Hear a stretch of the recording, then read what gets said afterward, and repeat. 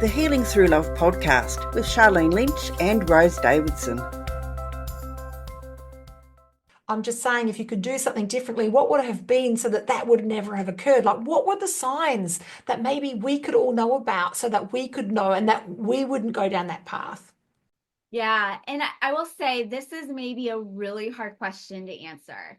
It's going to be impossible for them to know signs, and even worse, impossible for them to remove themselves from the situation, the circumstances, or the environment to be okay. What I would say is always know your surroundings. Make sure that you're taking extra safe precautions, even being out and about, even when walking to your car. Sometimes it can feel kind of silly, like, oh, maybe you're being too overprotective. In a situation like this, you'd rather be safe than sorry. Welcome to another episode of Healing Through Love. Each week, we share ideas, experiences, and resources to increase the awareness of domestic and family violence and to empower survivors to grow and thrive. We talk with experts who share their advice, or with people who have experienced abuse, no matter where they are on their journey. This is all about healing through love. And now, here are your hosts, Charlene Lynch and Rose Davidson.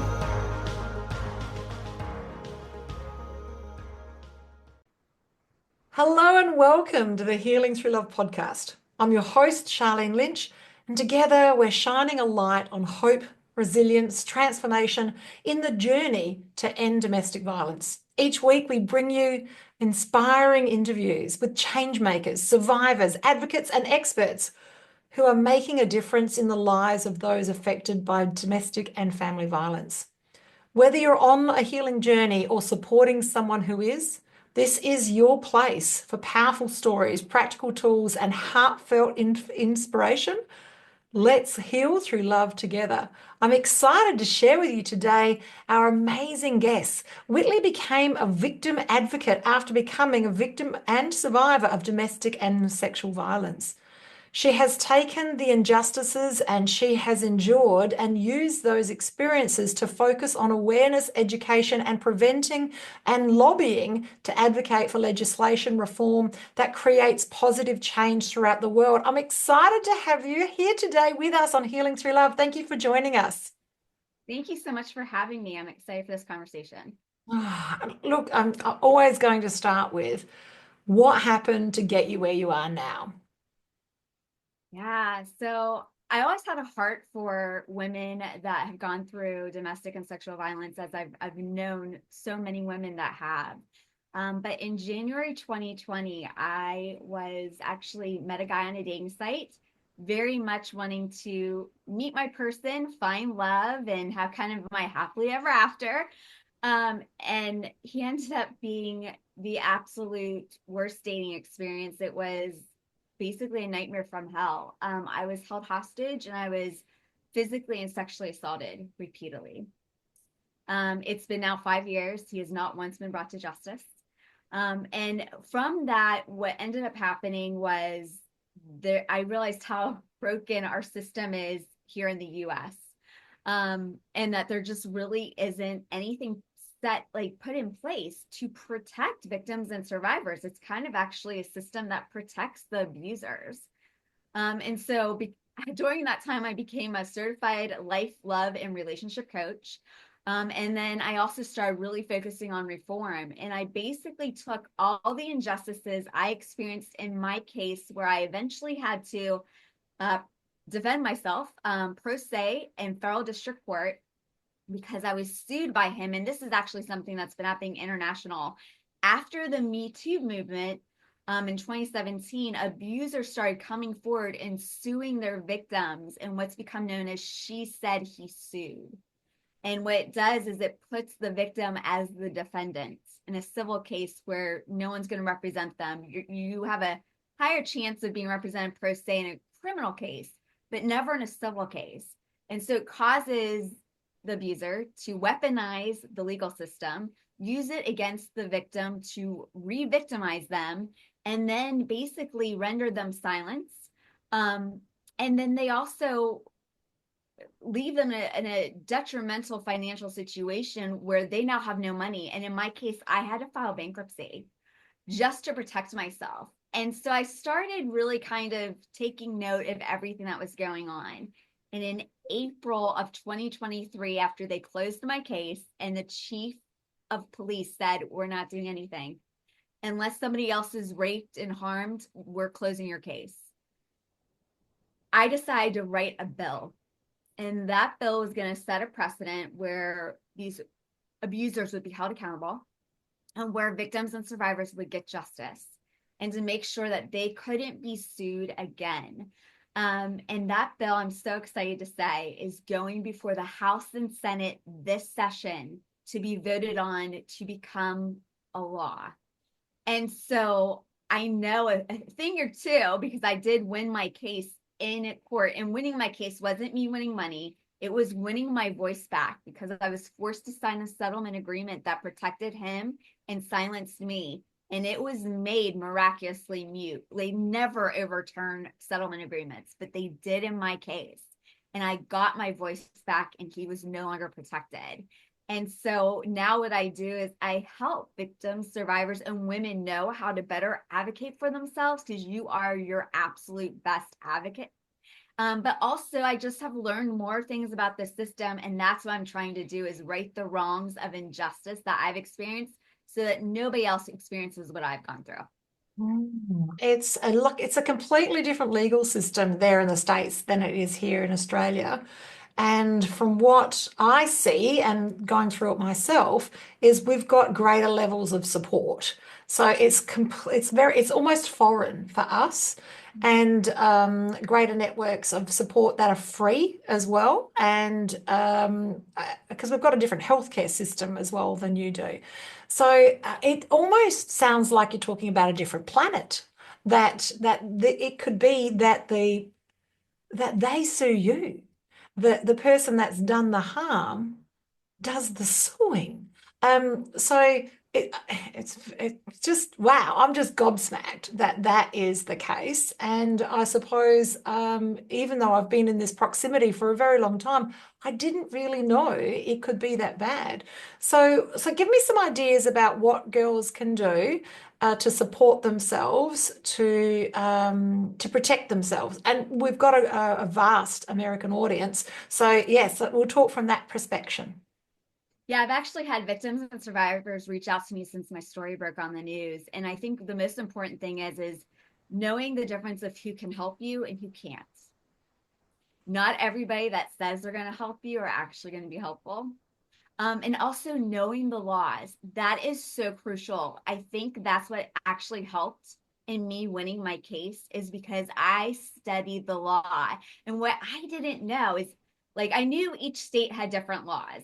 But what I didn't know is each court within that state has different laws. And then each judge within that court has their own different laws. So one judge might say, oh, this is okay. And then another judge say, no, that's not going to happen in my court.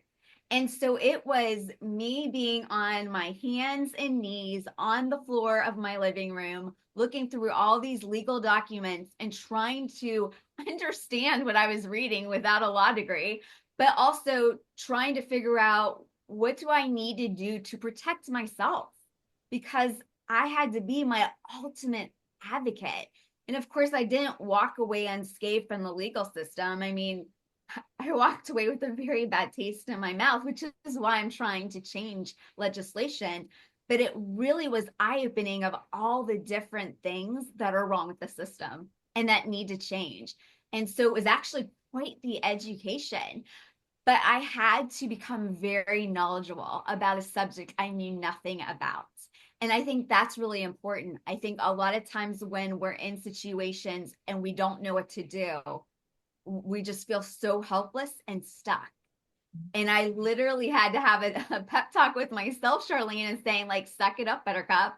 Like, you don't have time to cry about this. Like, you have to fight.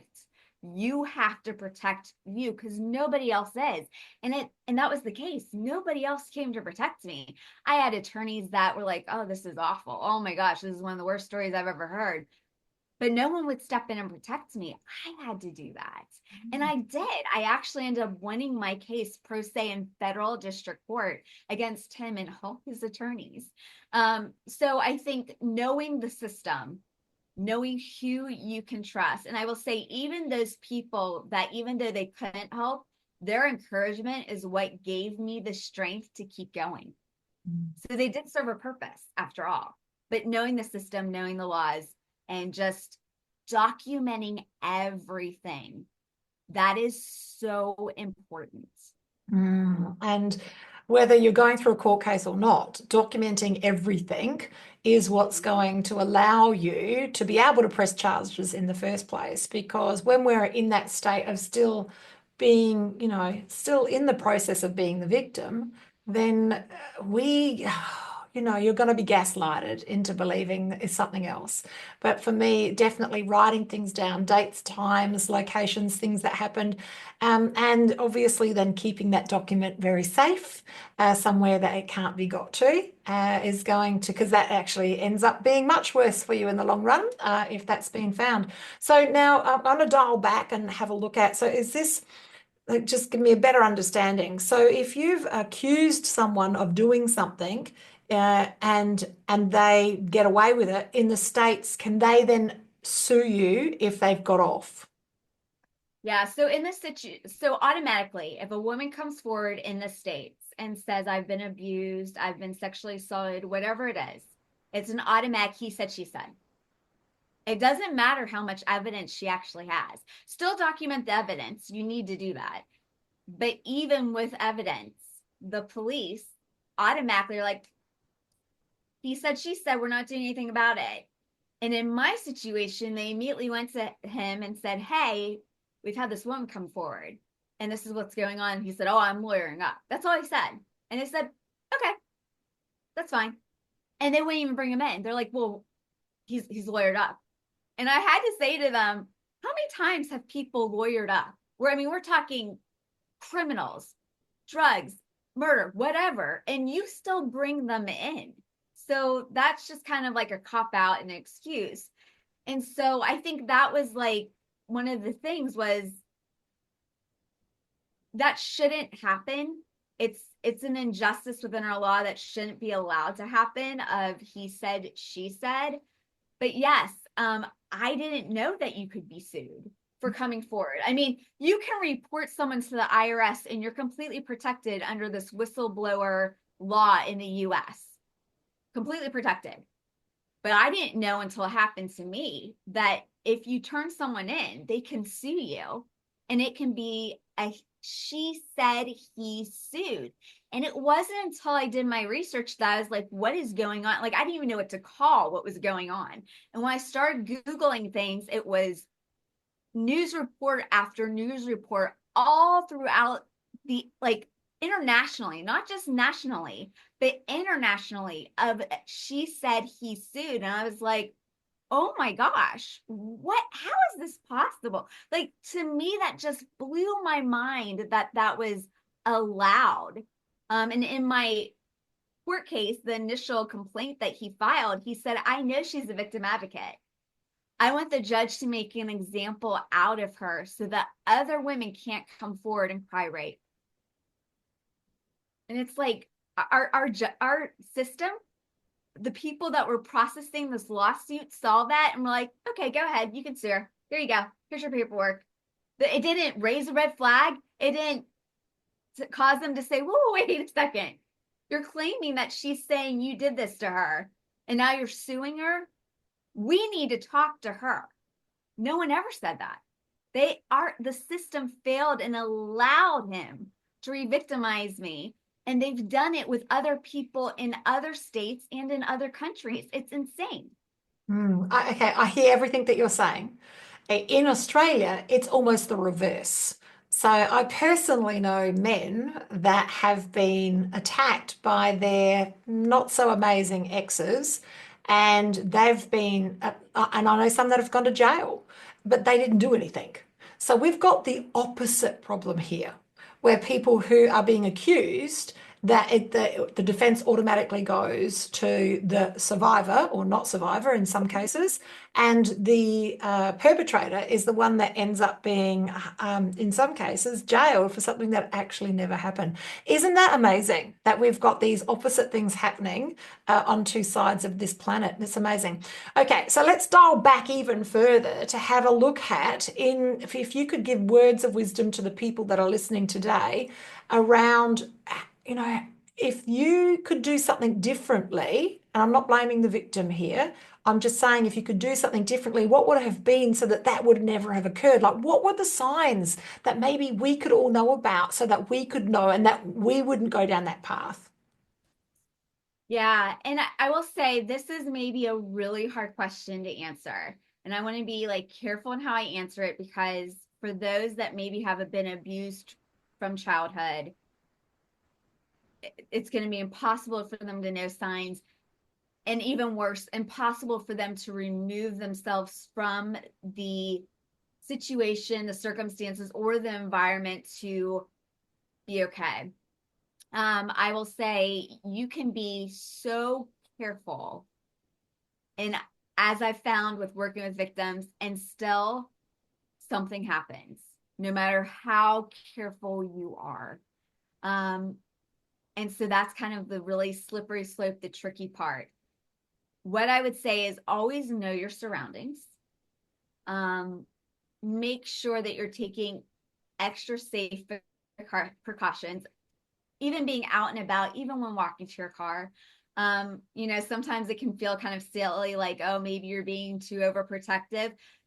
In a situation like this, you'd rather be safe than sorry, just because once you get to that point of no return, when the harm happens, there's no undo, there's no going back. It just can't. Unfortunately, in my situation, it was a date that seemed to be going really well. And then I thought I was doing a good job of saying, here's what's not going to happen on this date. I'm not going to be intimate with you. I need to know that you're okay with that. And he said, oh, yeah, I'm fine. I said, so you're okay with that? Absolutely, no problem. So I took that as, okay, if we are, we went to coffee, we went to the movies, we were going to go, he lived a mile away, we were going to go back to his place, watch another movie. And I made it clear where I stood, my boundaries, which is what I thought, okay, I'm doing good. I'm exercising, I'm making clear what my boundaries are. But it became very clear that once I crossed that threshold, things changed very quickly, and we were never going to watch a movie. And I tried to escape 3 separate times, and he blocked me. And that was the 3rd time that I knew I'm not going to walk away from this unscathed. And at that moment, I was in, flight, fight, or freeze. And I knew I just needed to survive. I didn't know what all he was going to do. I just didn't want to be found somewhere on the side of the road in a ditch. And, I think that's a question I've asked myself often. What could I have done? What could have changed? Thank God I had a male doctor, because I immediately went to urgent care to get checked out afterwards. And he looked at me as I was sobbing, and he said, crossing the threshold wasn't consent. He said, I want you to know that. And I just sobbed even more. And he said, and I also want you to know there was nothing that you could have done that was going to change that outcome. He knew what he was going to do. He had that planned. That's the type of guy he is. And I was like, oh my gosh. And it made me realize it was either me or someone else. I wish it hadn't have been me. I wish I hadn't have gone back to his place to watch a movie and cross that threshold. At the same time, there's a lot of things I wouldn't know about our judicial system right now. And from this is now a bill that I wrote that's going to become law if voted into.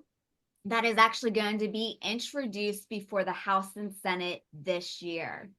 That would be changing the course of legislative history that would be protecting the rights of victims, survivors, and women everywhere. Never would have happened, Charlene, if this hadn't happened. I, of course, wish 1,000 million times I could go back and have this undone because it's cost me so much. I had to file bankruptcy to protect myself. I went into debt. I struggled with mental health. And not that I wanted to die, I just didn't want to live. I ended up pregnant because of this, suffered a traumatic miscarriage. I mean, all these things that I went through, I got robbed in so many different ways. And of course, there's still never been justice. His male DNA is in our CODIS. It's a federal forensic index that every state has access to. And they still won't bring him in, even for questioning. They will not hold him accountable. And he is walking free to do this again. And, you know, that's like such a heavy burden. And so any shame that I had from walking across that threshold, I had to let that go, realizing that at the end of the day, someone made a choice that impacted my life, no matter how many times I said, no, this is not okay, this is not happening, and that was ignored. And it is what it is. And I think in regards to abuse, even toxic, unhealthy relationships, sometimes we have to accept things that are unbelievably hard for us to accept. And it can almost be like just you feel gutted. Like, how could this happen? How could you, like, it's so hard to accept. But you need it to. You need to do that. You need to feel it in order to heal it. And then you need to just let go of any guilt or shame, because at the end of the day, honestly, it's not my guilt or shame. It's his. And so for anyone out there that feels shame, something happened, feels like they did something, it wasn't your fault. They, at the end of the day, had a choice to make. And you don't have the power to be in control of their choice. And what you can do now is choose to heal from what happened and take back that power. And I've taken back that power. He has no power over me anymore. I'm no longer silenced. And I have a bill. And I've been told by legislators that I talk to, who I've sent my bill to every single legislator in the House and Senate, who have told me, Witlee, I've heard all about you. I've heard all about your bill. Your name has been in rooms you haven't even entered in. Everybody knows about your bill and what happened to you. So whether this bill goes through or not, everybody knows what he did. My story's been heard. And even that little bit is still going to make a difference, even if this bill doesn't become a law, because they know that there's been so many injustices, and they're trying however they can, these legislators, to right the wrongs so it doesn't happen to somebody else. So at one point, are you allowed to say his name? Yeah, so that is unfortunately the difficult part. His name is on a police report. It is listed as he is a suspect for 11A rape, which is known as the most severe form of rape per the penal codes. It would actually open me up to another lawsuit. Wow, it's a completely different world there in the States. That's amazing. Wow, what a journey you've been on. And it feels like as if you're an angel, Whitley. It feels like as if you've taken the weight from lots of other women who aren't in the position to fight the fight, and you're fighting the good fight, and you're standing up and you're making a difference. So a thank you from us at Healing Through Love, and for the women of the States that really need to have this voice, and the bill that you've put towards the Senate. Is it the Senate, did you say, or the upper house? Yes, it'll be going to be for the House and Senate to be voted on. Yeah. So look, congratulations for that. And if you're listening today and you are a survivor of family and or domestic violence, look, reach out to Healing Through Love, because we've got something special for you. We have Pamper Days. So think day spa on steroids, where you come along and our beautiful practitioners pamper you from head to toe, and it's all for free. So you have massages done, you might have your chakras aligned, you might have makeup done, your hair done, 25 different practitioners to hold the space for you in a beautiful experience for you, all for free on the day of the spa. So if you're in the States, reach out to us. We have locations near you. And if you're in Australia or Japan or Hong Kong, reach out to us because we have locations near you as well.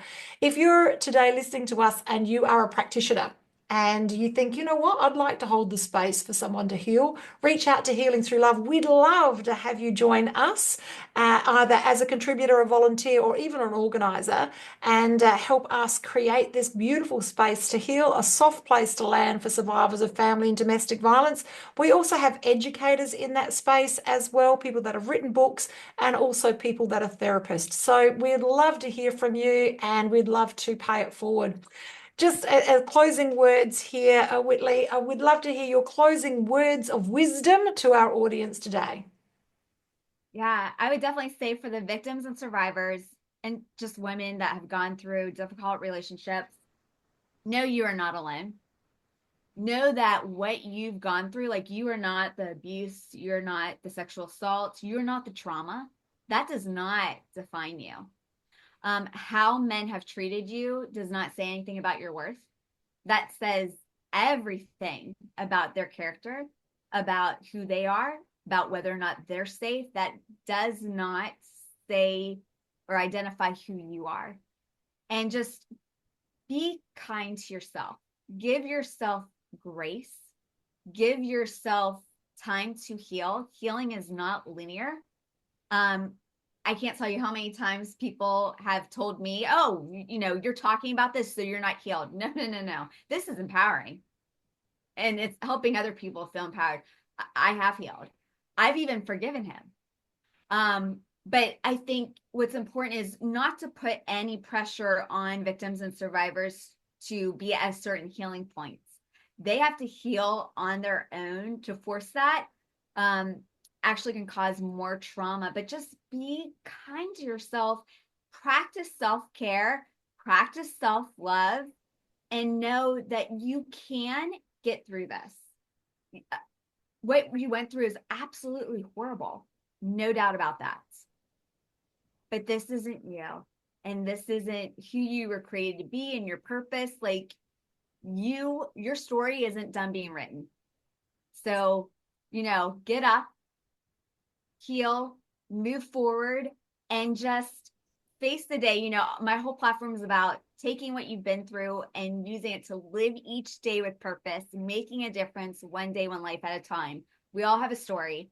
And just like I have, you can use your story to help others and make a difference in the world.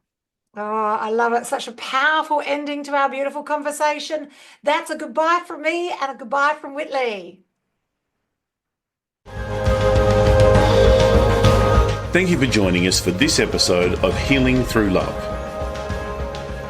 You can get further resources, see the show notes, or simply reach out to us via our website at htlaustralia.org. Thanks so much for joining us, and we look forward to your company next time on the Healing Through Love podcast.